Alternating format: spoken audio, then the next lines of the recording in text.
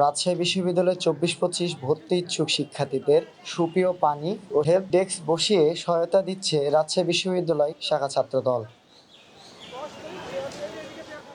আজ শনিবার সকালে রাবি ছাত্রদলের যুগ্ম সাধারণ সম্পাদক শাকিলুর রহমান সোহানের আয়োজনে হেল্প ডেস্ক সহায়তা কেন্দ্র বসিয়ে শিক্ষার্থীদের সুপেয় পানি, খাবার, স্যালাইন, প্রয়োজনীয় ওষুধ ও শিক্ষার্থীদের ফুল দিয়ে বরণ করা হয়। এতে খুশি হয়ে উচ্ছ্বাস প্রকাশ করেন ভর্তি ইচ্ছুক শিক্ষার্থীরা।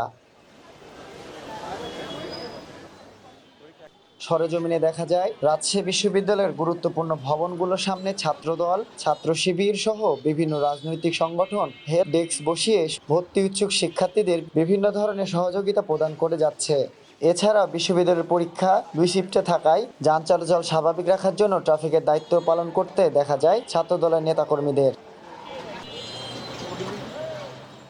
রাবি ছাত্রদলের যুগ্ম সাধারণ সম্পাদক শাকিলুর রহমান সোহান বলেন, 24-25 শিক্ষাবর্ষের ভর্তি ইচ্ছুক শিক্ষার্থীদের সাহায্য সহযোগিতা করার জন্য ছাত্রদল বিভিন্ন কর্মসূচি হাতে নিয়েছে। আজকে এই ইউনিটে 2টি শিফটে পরীক্ষা চলবে।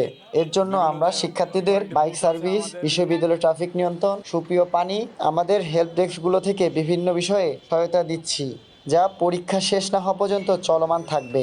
2024-25 শিক্ষাবর্ষের ভর্তি ইচ্ছুক পরীক্ষার্থীদের আজকে এই ইউনিটের পরীক্ষা চলছে।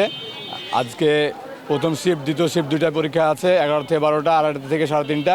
তো আজকে অতিরিক্ত চাপ হওয়ার কারণে আমরা রাজশাহী বিশ্ববিদ্যালয়ের ছাত্রদল কার্যক্রম হাতে নিয়েছি। বিভিন্ন পয়েন্টে বুথ আছে, আমাদের বিভিন্ন বিল্ডিংয়ের সামনে আমাদের বাইক সার্ভিসের ব্যবস্থা আছে। আমরা ট্রাফিক নিয়ন্ত্রণ ব্যবস্থা চালু করেছি। আমরা যেন শিক্ষার্থীরা, অভিভাবকরা যেন কোনোভাবেই দুর্ভোগ না হয়, সে কারণে আমরা ছাত্রদলের ছেলেমেলে সবাই আমরা রাজশাহী প্রতিটা জায়গাতে, বিশ্ববিদ্যালয়ের প্রতিটা পয়েন্টে ট্রাফিক নিয়ন্ত্রণের ব্যবস্থার জন্য আমরা রাজশাহী বিশ্ববিদ্যালয়ের ছাত্রদল সর্বদা প্রস্তুত আছি।